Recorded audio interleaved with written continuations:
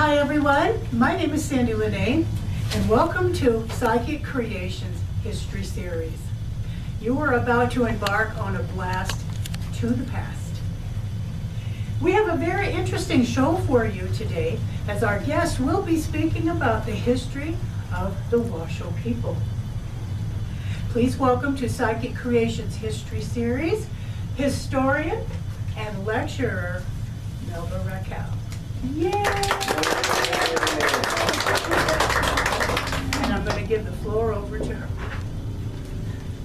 Okay, I apologize for not standing, but I'm seated here now, and that's where I'm staying.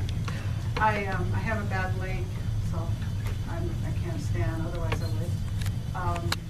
I'm going to introduce myself in our language, and we will begin and welcome you all, and we're going to be talking about a lot of history. Some of it may be hurtful to others, so I apologize in advance that you understand that if we don't discuss these things, then we will never heal. So to me, discussing them openly and learning more about what we do, what we say, and what our history is, we become cohesive and more together. So mianga we wa mibi wa washe with the shamwa lek genga de kumdia ketletla white lo shit the day the lot is Mabel Washoe, the goy is Raymond Fillmore, the guu is Eni James, and the Elel is Whitney Washoe, the Ama is Annie Pitts, and the Baba is Tom Fillmore. I'm from here. Whitelo just means I'm a foothill person. I was born and raised from Carson City to Camp Richardson. The first 5 years of my life, I was in Camp Richardson. We moved to Whitelo, or the foothills, when I was almost 6. So that's where I come from, and I'm glad you all came. I just said welcome. You said you're good you're here. See friendly faces. What I'm going to talk about first, of course, I'm not going to go through this whole thing like it would be really a long time, so I kind of summarized everything. And so I'm going to start way in the past. The Washoe people were a shamanistic society, matriarchal. That just means that the women ran everything basically because they were the life givers. The men had the hunting. You know, they worked at what we worked at, so it was more like a good mesh. And then as we came along, when I say shamanistic, and people don't understand what sometimes shamanistic is, and they think of it as the word that we use today. It wasn't like that. This was something that was a total belief of our people. We didn't have doctors, we didn't have modern day things, and so this is the way it was a norm for all of us. In it, we had what we called people that were healers, people that were seers, people that help others. I will only talk about documented things, and so one of the things I will talk about is during that time raising someone from the dead.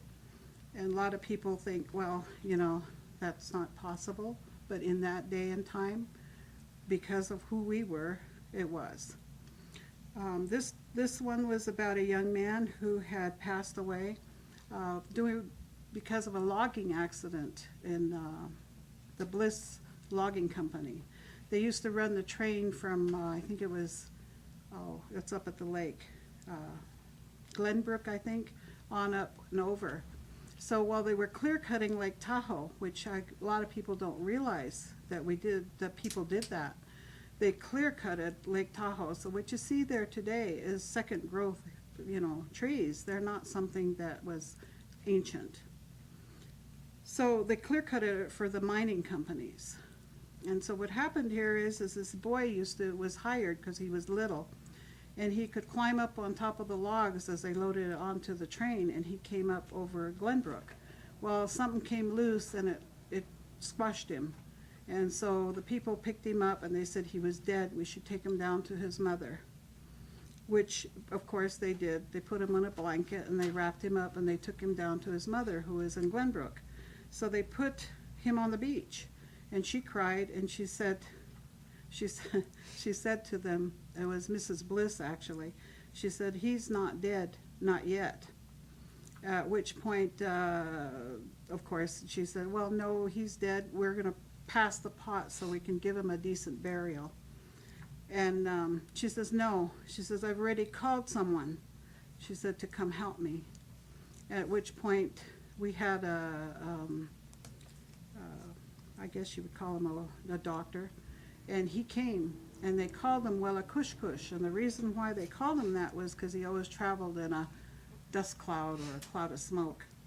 So he came, and no one knows how she called him, and no one, but that's just the way it was done. So what he did was, when he came, they talked, and then he took his rattle and started praying, and he walked into the lake. He was gone 15 to 20 minutes, and everybody was concerned that he had drowned. And so the elderly lady, who was the boy's mother, because she was older, she said, "Don't worry about this. This is how our people have always taken care of us." And so that's what happened. He walked into the lake. She was afraid he drowned. Somebody pulled his hat out, and he came back up, and he was still shaking his rattle, and he was perfectly dry.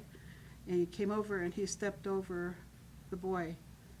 I believe it was twice, and he said, "Get Keshayoet," come back to life. And which he did. Of course he was bruised up, and because he'd been actually rolled over with many logs. And so that's documented. And if you ever look it up, you'll find it in the Bliss histories. Some of it is in occasional papers. So that's something that was documented. But these were the people that we were. And unfortunately, because we were like that, we were very trusting. We hadn't any distrust toward anyone. So when the people started coming here, they were soldiers mainly, and the Washoe name for them was the Hutgure, and that was either that or Dakashiwe, whichever. But the Hutgure just means he's a soldier. He had on a hat, and a small hat. So when they came about and time came on, they started, before they used to go down and greet the people that came here with a sack of pine nuts, because that's our staple food. And that's something we truly enjoyed, and that was, something we used. And so when they welcomed people here, they would give them a sack of pine nuts and welcome them. Well, it got to the point where they quit welcoming them because now they were starting to come over and take over. And so hence, moving forward, we came up to the time when you ended up with the silver strike and all of that. And so farmers, and of course, unfortunately, we have to say, politically, the people weren't helped in that respect.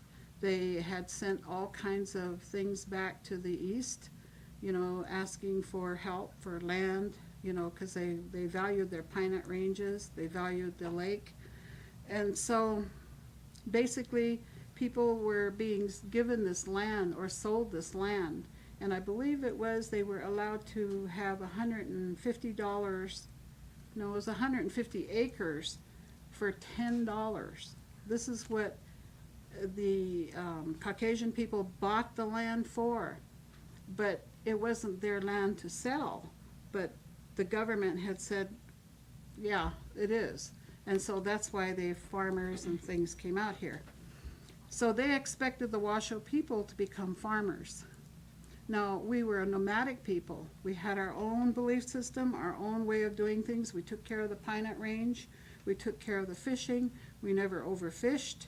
We didn't do any of those things, but suddenly we have resorts popping up. And so we had to adapt. And so by adapting, we started working for the local farmers, ranchers, etc. The resorts, they became house cleaners and dishwashers and laundresses in order to stay alive. And so hence, they even hired the men sometimes for fishing and ice cutting. And at one time up by Truckee, it was that cold in the day that there were caves that had ice in it.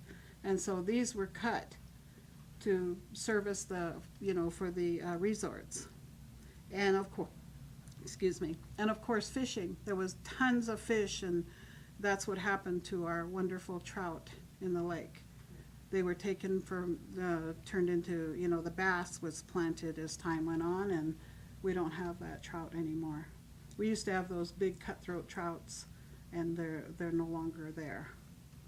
So as time went on, things changed, and there again, the Washoe people adapted. And so as time went on, they finally got some land. We finally got a good Indian agent, and I can't remember his name to save my life, but he said the Washoes needed land. They weren't going to be farmers. And so when the guy went back east to work on that, they wanted the Pine Nut Range. And so hence, because that was our staple food, that was our livelihood, so to speak, that was something that we needed every year. And they tried to turn everybody into farmers. They even at one point said, okay, we're going to take you and you're going to be on the reservation in Pyramid along with the Paiute people. We're going, no, we're different people. But that wasn't heard. And a lot of times many of the Indian agents were not exactly honest, and so they took advantage of what we had. And one of the ones sent back a letter, in fact, and said, don't worry about the Washoes, because by the early 1900s, they are going to be no more. Well, we fooled them. We're all still here. So hence, it was something that they had decided. At one point in time, back in the mid-1800s, there was a bounty on Indians. And the bounty on on Washoe people was $25 for a child, and I believe it was $50 for a woman or a man. And so they brought them the head. And that was an atrocity that was done, and it was done because it was that time. And the people that were brought here were afraid, and they were greedy, and that's just the way it was. Miners did not think of even each other. So, I mean, it wasn't just the Indians that got it. If this miner over here decided he wanted his land, well, he just took it when he killed them, and then it was his. So it was that time and era of time. So as time came on, we began to adapt, but we lost our way we were. The way we were was we had, like I said, the shamanistic society, the matriarchal, but because of Christianity coming in, a lot of the churches, mainly the Mormon church, and also the Christian churches came in, and they also took a toll on our Washoe people, because now they said we were heathens, so they were going to convert us to Christianity.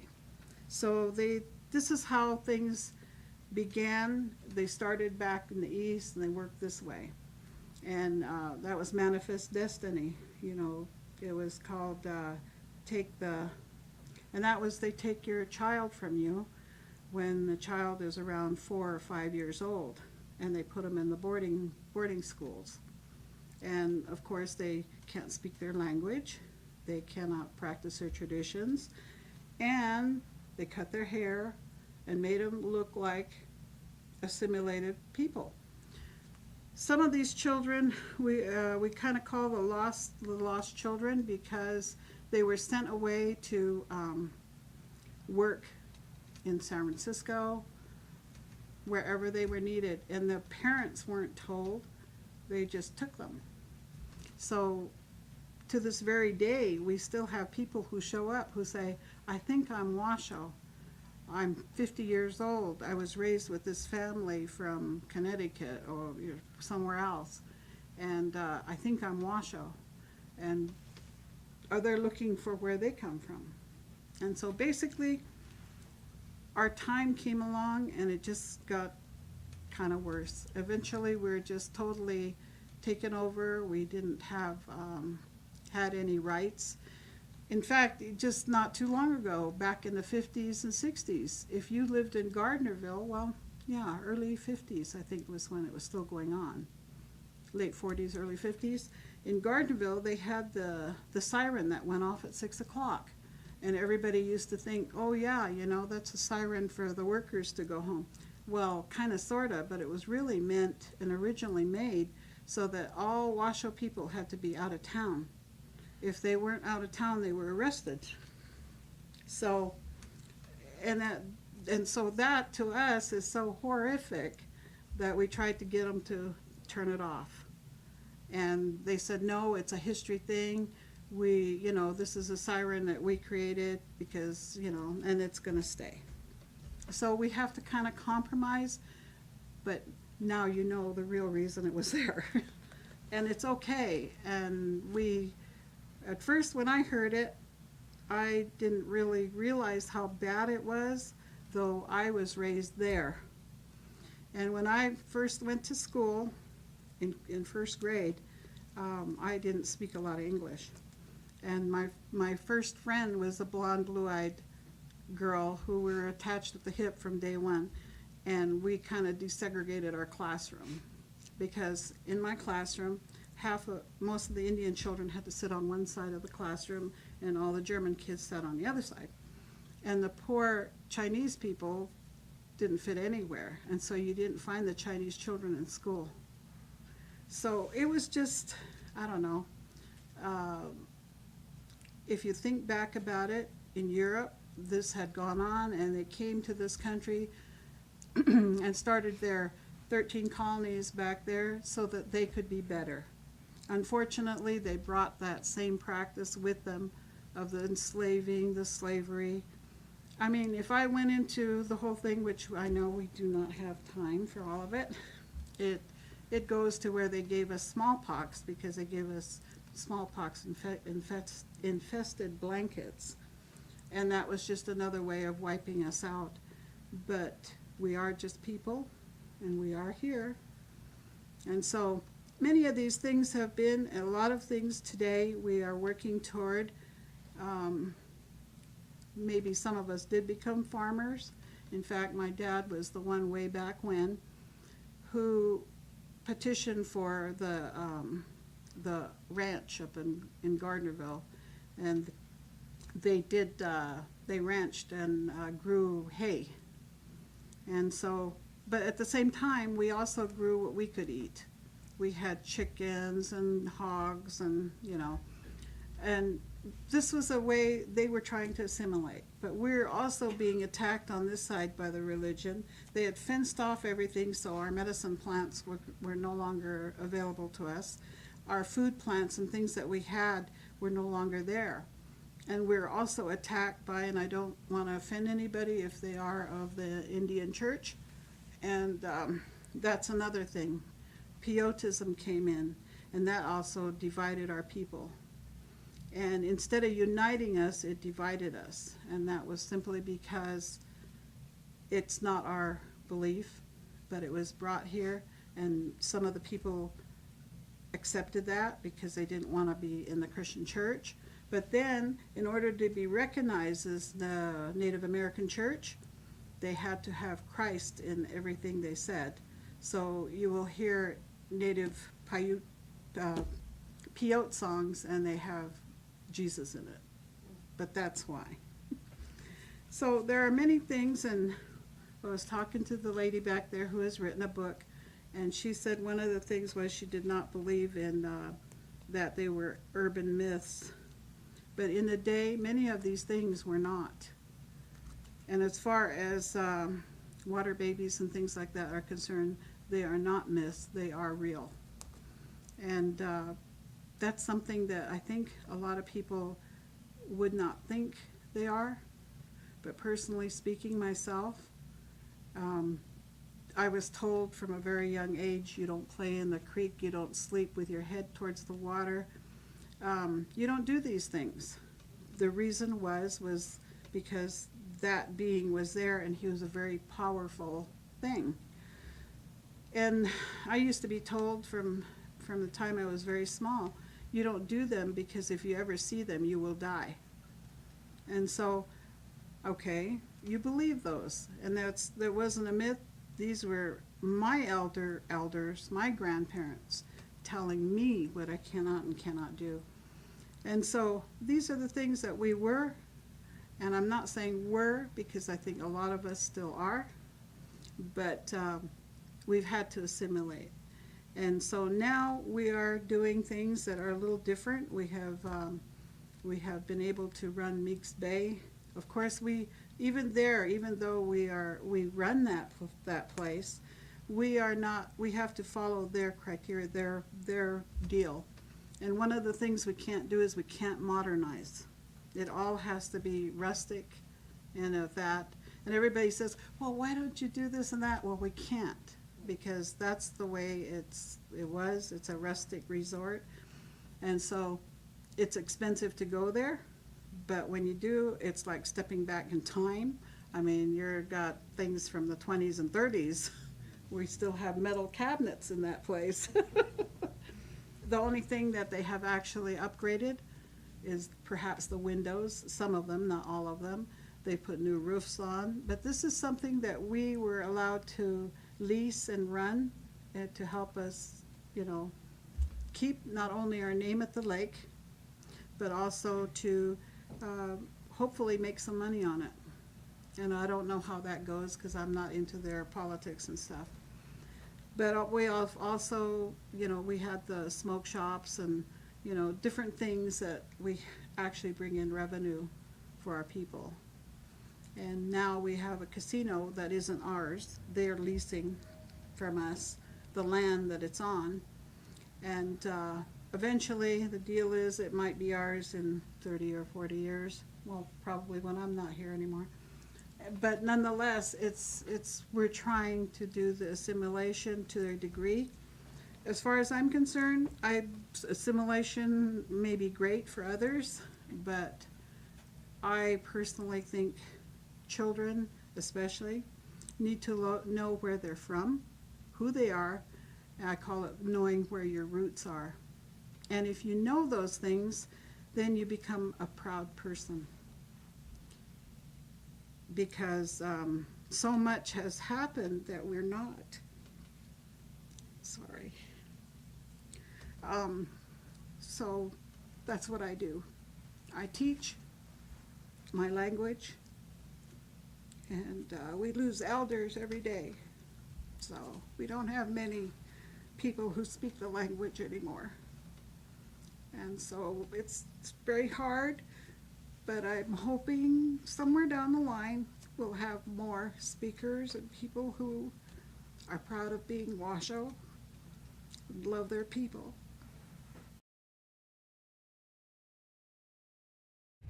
Thank you so much, Melba, for bringing to us this wonderful history of the Washoe culture. Thank you so much. Thank you so much. I want to thank you all for joining in today. Give yourselves a big round of applause. And you're awesome. Thank you so much. Okay.